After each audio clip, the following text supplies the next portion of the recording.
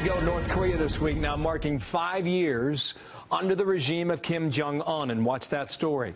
As we learn, that country might be on the verge of a new frontier in its nuclear and weapons programs. We're getting reports the North is prepping for another nuclear test. Will that happen? We don't know.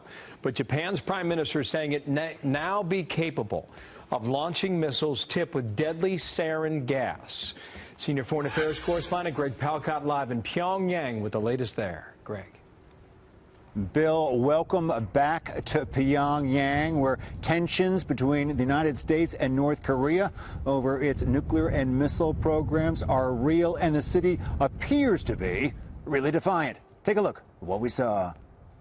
You're looking at thousands of citizens of Pyongyang coming out in a very well-organized, orchestrated event, opening up a new neighborhood here in the capital. The idea by the regime is to give the semblance of order, give the semblance of a functioning city. Despite the sanctions, despite the problems over the nuclear and missile crisis, they say they are moving forward. They say they are functioning, and this is what we're seeing. Now, just a few hundred yards from where we were standing, North Korean leader Kim Jong-un, believe it or not, was cutting a ribbon on that government-backed building project. Officials calling it a sign of defiance against the United States and its backing of sanctions. This event is in advance of Saturday's anniversary of the birth date of Kim Jong-un's grandfather, the founder of North Korea, Kim Il-sung.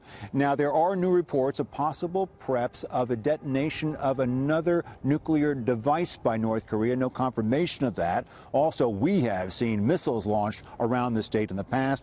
All we can say is that the talk here is very tough. Officials telling us they will never give up their banned nukes or missiles and would be more than happy to respond in kind if the United States chose to stage a preemptive strike. As for the other reports in the past couple of days, the North Korean ally China is cooperating more with the U.S., that it's taking a harder line with North Korea. Well, officials again today point to projects like the one we saw unveiled today. They claim that shows they don't need anyone. Here's what one resident told us about the United States and sanctions. We don't really care, and we lived under the sanction of U.S. since the very first day, so we don't really give a damn. We must note that that quote and much of the work that we do here has government officials somewhat nearby. But there is so much to see, there is so much to hear, and it has been 5 years since we have been here. There's a lot more to tell. Stay tuned. Good to have you on the ground there, Greg. Greg Palcott live in Pyongyang, the North Korean capital city. It's unclear to me if the North has the ability to send a missile to Japan, 800 to 1,000 miles, which is what you would need to travel there. Would you ask Jack Keane about that next hour and find out?